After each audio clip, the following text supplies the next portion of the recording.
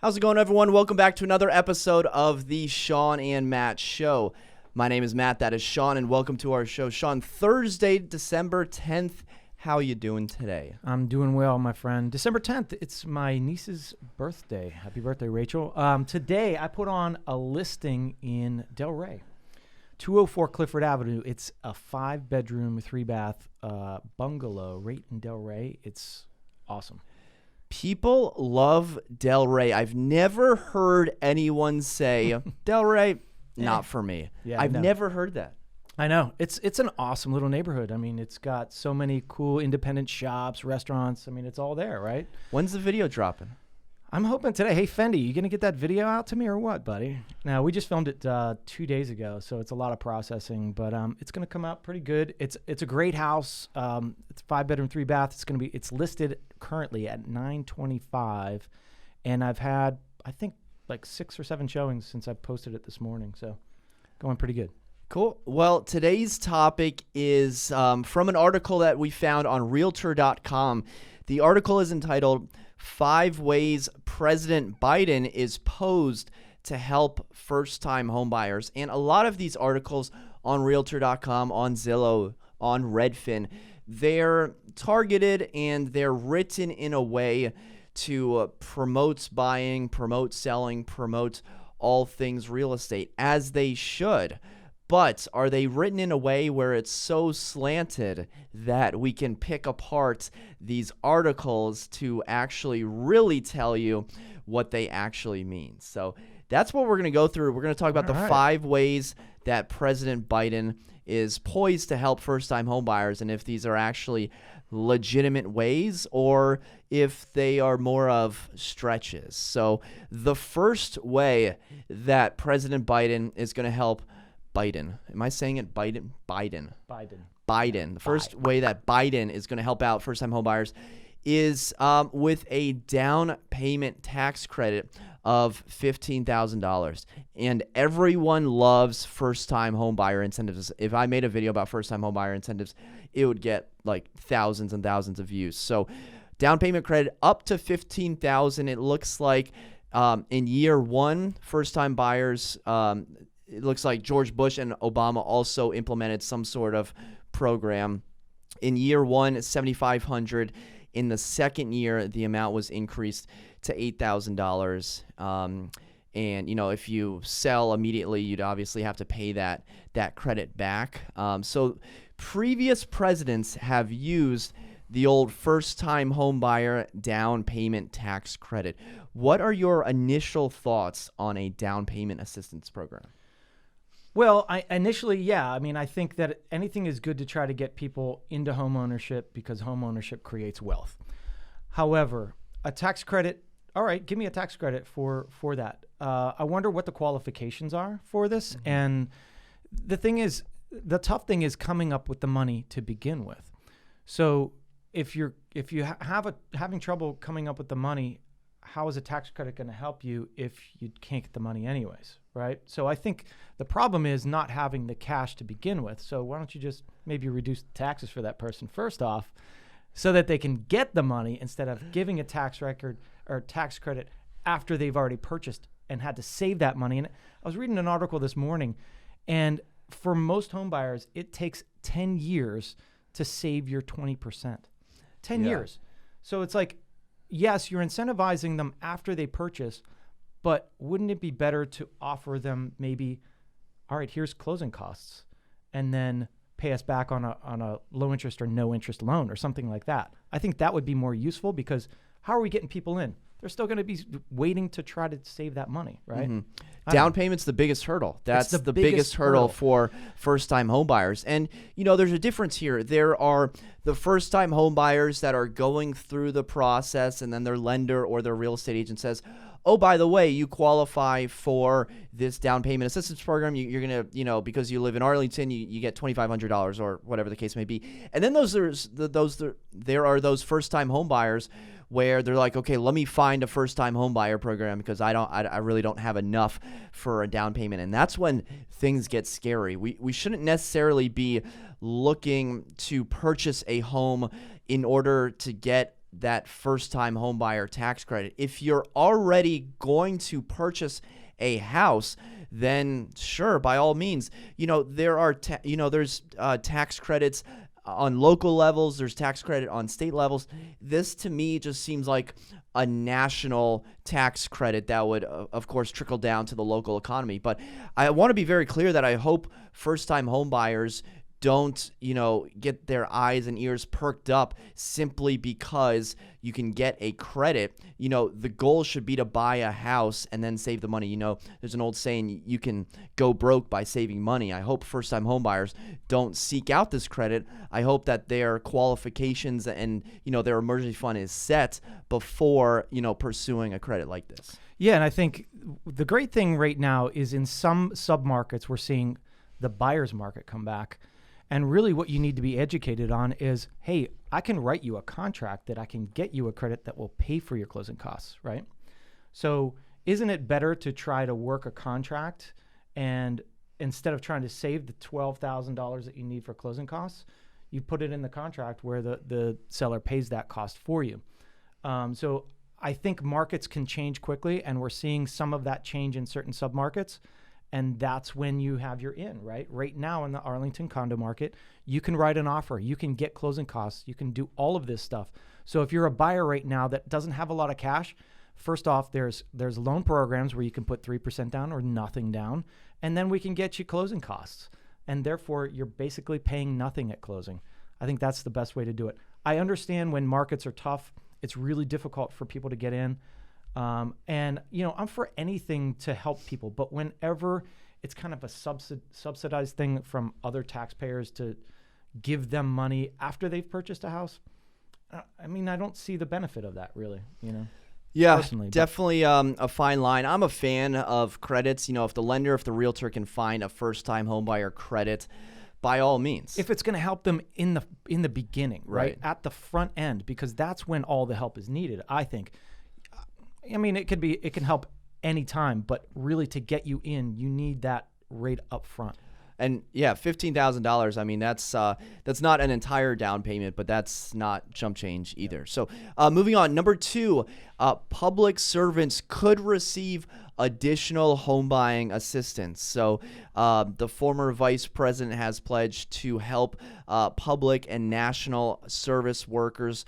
This has to do with teachers, firefighters, medical technicians, law enforcement officers who perform critical jobs, but oftentimes are not paid back for their service. And, this just, reminds me of the VA loan program, where veterans are getting the best loans out there. They've done an incredible service to this country, and they're rewarded with opportunities and loans and rates that aren't afforded to other individuals because of their line of work. So as we've seen with everything that's gone on in 2020, if there is an opportunity to further assist firefighters, police officers, teachers, nurses, doctors, then I am all for exploring that. Absolutely. This is something that I really feel this is a good thing.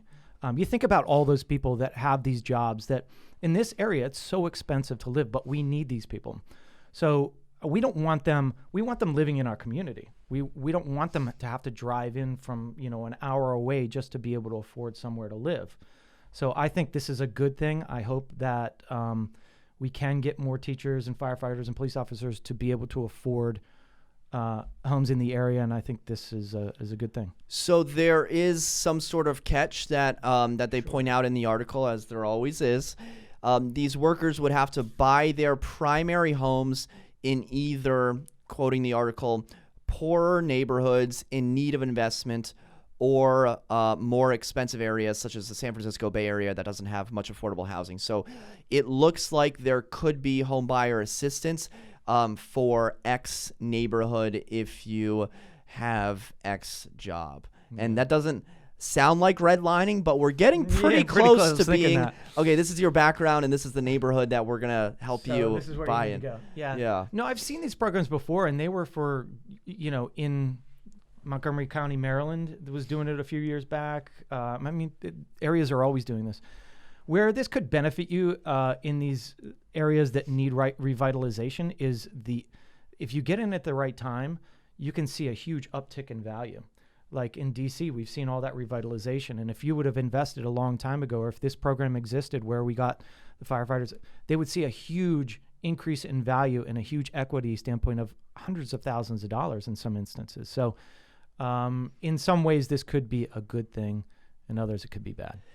Number 3, student loan debt forgiveness could help more Americans become homeowners. And this is more, seems like a speculative bullet point for the article. It says that Biden seems supportive of wiping out $10,000 of student loan debt from each borrower. Now, just thinking about this at a 10,000 square foot bird's eye view, how do people get into financial trouble? A lot of times it's loans, and a lot of times it's houses and it's education. I mean, those are some of the 2 biggest loans that people are going to undertake in their life. And, if you're going to forgive student loan debt and then just buy, another huge mortgage on top of that, I'm not sure the solution to removing one debt and adding on a debt that's like 5 to 10 times that is the right answer. What are your thoughts? I think the answer is reducing the cost of student education. I mean, and not giving it free, reducing it. When I went to school, my total, and think about this, college isn't for everybody. And in my opinion, getting a degree for some obscure thing is not the answer either. So you've got to educate these people and say, all right, do you really need to go to a $75,000 a year college for a general studies degree? No. I mean, you're never going to make money in that degree to be able to pay your debt back. It's a common sense. So when I went to school, I had to go to school on loans. I didn't have any money. My parents weren't wealthy. So I went to a state school that was cheap. My total debt at the end was $20,000 or $22,000. My parents did pay for my room and board. I had to pay for my education. In the end, I had a really good family friend that I didn't have $20,000, right? And so he actually paid that debt for me, and then I paid it back interest-free. So sometimes maybe that interest-free loan could be a really good thing. That's a good friend. Yeah. Is he giving out any other interest-free loans? No, he was just a good dude. Okay. So he's fully paid back, and I paid him a little extra. Yeah. But so I mean, think about, do you really need this education? Are you going through 4 years of education towards something that is really going to benefit you? There are a lot of options out there right now, like becoming a realtor, right? You don't need to go to college to become a realtor. You got to bust your butt to be good, but there's a lot of options out there, and I think there's a lot of trades out there that are really good too. And if you look in this area, there is such a need for what we need, right? People that can do plumbing and renovations. There's so many opportunities here for that, and you can make a lot of money doing it without any student debt. Yeah. I don't know what the solution for student debt is. I haven't educated myself enough on it. And I think this is more towards people in their mid-20s to maybe their 40s that have student debt that are looking to buy a property. Now, if you forgive someone's student debt, and then someone else who didn't go to college has been saving up, like Shawn said, for 10 years for a down payment, and then that other person who just got $10,000 free, basically they get the property because they had a better offer. That to me is a little off. I don't know what the solution here is, but what it sounds like is an adult took out a loan and they weren't responsible enough to pay it back. They want the government to forgive them, and then they want to go out and get in more debt. By buying a house. It doesn't make any sense. I don't think that, personally, it's education about college, what makes sense. These kids are going into school not knowing anything of what they want. When I was 18, I had no idea what I wanted to do. What did I do? I followed my brother. He was in broadcasting. And so I was like, I'll go for communications. I didn't know anything about it, right? And halfway through, or first year through, I changed to a business degree. But a lot of these kids aren't educated to know what they want to do, and they end up spending all this money for nothing. And so then they're starting off their whole life in debt, which debt is awful, unless it's an appreciating asset. Yeah, it's like a cinder block tied to your leg, and you're trying to tread water. And I wonder how education got so expensive over the last 10 to 15 years. I mean, it's ballooned into such a huge, I didn't realize it until I was like, are you kidding me? You're paying how much for that a year? I was like, I mean, I didn't pay that whole much the whole time I was in school. And granted, I wasn't at like one of these cool schools. I was at a state school, but I still got a great education. I got, and I was able to get a job when I came out. So be careful on how much you're going to spend. It's all being responsible for your debt and realizing you're going to have to pay this back. Pay $50,000 a year to study English. You speak English. That's your first language. Why you got to do that? Let's move on. Number 4, a public credit agency would help more buyers qualify for mortgages. And what they're getting at here, Biden proposed creating a public credit agency that would have the potential to essentially increase buyers' credit scores, where they would count things like credit card bills, on-time rental payments, utility bills, basically help first-time home buyers increase their credit scores. And it goes back to, student debt and getting a credit card at the mall at 18. I think my first credit card was, at maybe 22 years old, I got an LL Bean credit card because they were giving away a free t-shirt. Maybe I got like some boots or like some slippers or something. But, people make mistakes when they're younger. And obviously, with the student debt and then with Biden trying to help people's credit scores, the debt, credit scores, and down payment, these are the biggest roadblocks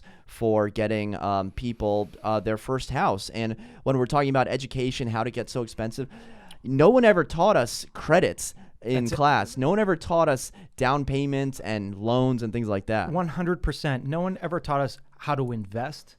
I mean, it's these things. It should be in high school. You're learning about debt. You're learning about how to pay this stuff. You're learning about credit scores and how to invest. I mean, these are basic things that build wealth, and I never had a class that taught me any of that. Yeah. School teaches you how to be a worker, not how to be a business or be, own your own business. But if you're telling me that the president or the government is trying to help younger people increase their credit scores, that to me sounds like a good idea. It depends. Yeah, I would say in most instances, yes.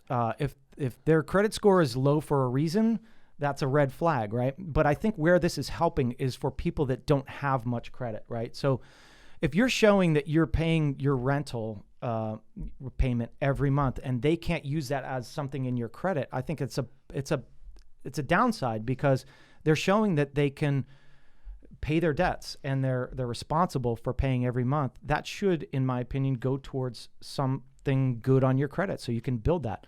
Renters might not have that option. So what's their option? To open a credit card, which in some instances could hurt them by getting into too much debt again, right? But again, it's education. It's educating people on, man, this credit card's charging me 24%. I opened a credit card the other day, Crate and Barrel, because I bought $15,000 of stuff for my new house. And I'm like, all right, I'll open this to get the 20% back, but I'm paying the whole thing off right away because it was at 24%.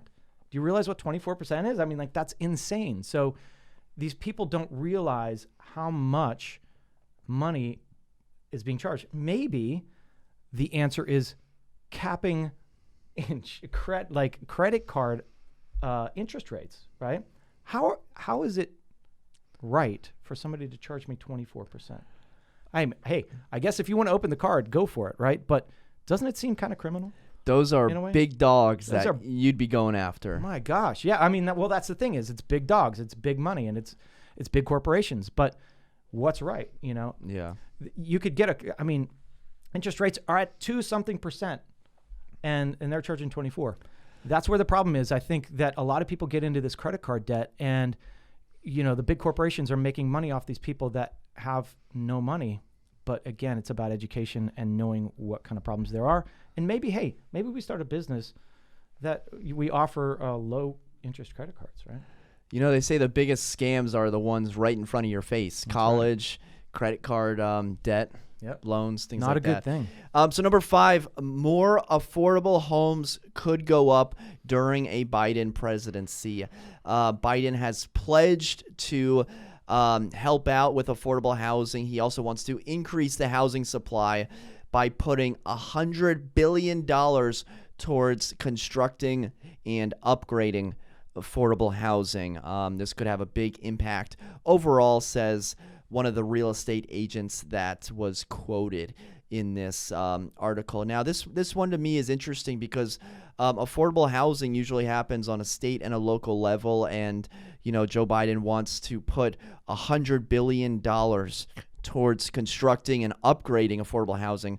I don't know enough about where that $100 billion is coming from, and then what states and what localities are going to use that money to build affordable housing. And depending on where we are in the nation, if we're in Arlington, where there's not a lot of land to build a bunch of housing, developments, or if we're in Texas where maybe, you have some sprawl to build something. I think this will really depend on, the exact locale, and it's a great talking point to have. Yeah, let's have more affordable housing. This to me strikes me as something that's going to be a little bit harder to implement compared to just say in an article. Yeah, and the question is, what is affordable housing? I mean, what is that? There's so many. I've seen when builders get approved to build a condo building, but they have to have 15% of the units as affordable dwelling units, right? So, but those people have to qualify. They have to make under, maybe for this area under $70,000. Is that enough for the amount of people that will be displaced because of that? I don't know. I doubt it. But what this does is it could stifle, a city being able to move forward, right? And well, it depends on what. It depends on what your goal is as a city. If your goal is to make the most money as possible, then affordable housing is probably not up your alley. Mm-hmm. But if your goal is to create a community where you have people from all walks of life that are contributing to the local economy and adding diversity and making the community a better place, then maybe affordable housing is something to look into. I think making it diverse and keeping the people that are there without displacing them and trying to figure out how to keep them there is a great thing. I don't know how that works, to be honest. I think that incentive or I think part of the thing is having builders do that, right? Mm-hmm. So that they have to have a certain percentage. But then what's that do to the other prices of the properties? They have to be able to make a profit. So those prices will go up. These ones will come down. There's got to be some displacement there. But anyways, this is such a difficult topic because what is the right answer? Naturally, we don't want to displace people.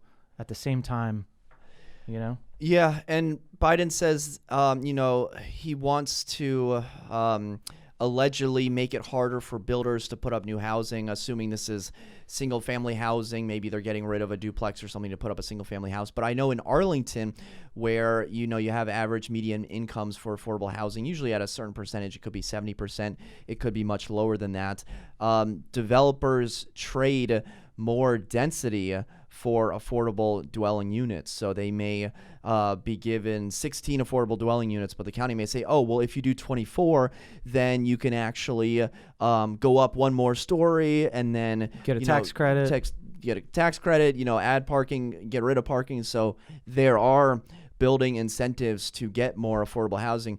And you mentioned earlier in this talk that you didn't want police officers, firefighters, teachers living out of the community. You said, mm-hmm. You don't want those people living out of the community that they lived in. And, teachers, firefighters, police officers, a lot of times, unfortunately, they are making less than the average median income in Arlington. I just saw it on Twitter this morning, but the average median income is well over $100,000. So I don't think we can necessarily group all emergency workers together and be like, okay, it's going to be affordable, but only for this segment of people.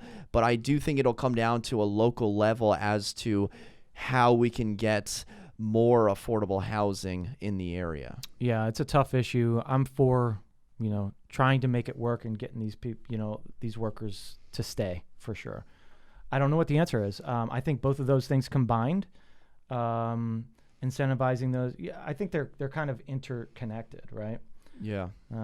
Yeah, it's a tough Yeah, one. affordable homes is such a catch-all term. More affordable homes. And this almost looks like it's just talking about homes that are priced less as opposed to like affordable units, like right. affordable And housing. what's affordable? In this area, nothing's really affordable to those, making less than $70,000. I mean, how do you buy anything? You have to go where it's affordable, which is further out. You can't buy.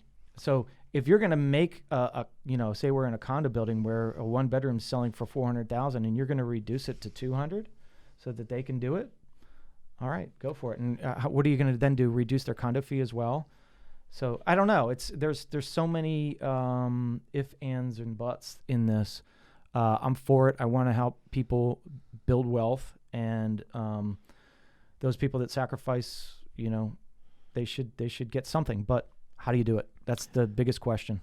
Yeah, and the whole, goal and the whole theme of this bullet point is, to put it simply, increase housing supply and decrease price. And depending on where you are in the country, very easier said than done, because, we can't just build more land in Arlington. We can't just have an immense housing supply. So again, sure, yeah, that sounds good.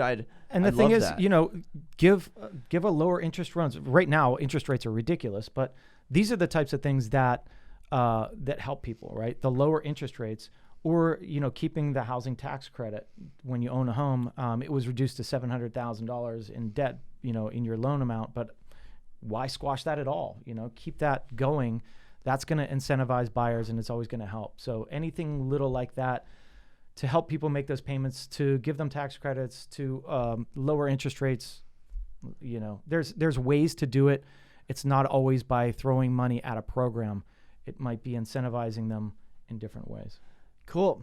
There you have it, guys. Yeah. Top 5 ways that President Biden is posed to help first-time homebuyers. I hope so. I'm guessing we may get some comments on this one. So if you agree or disagree, definitely drop your comment in the comment section below. And for Shawn and myself, until next time, we'll see you then. Take care.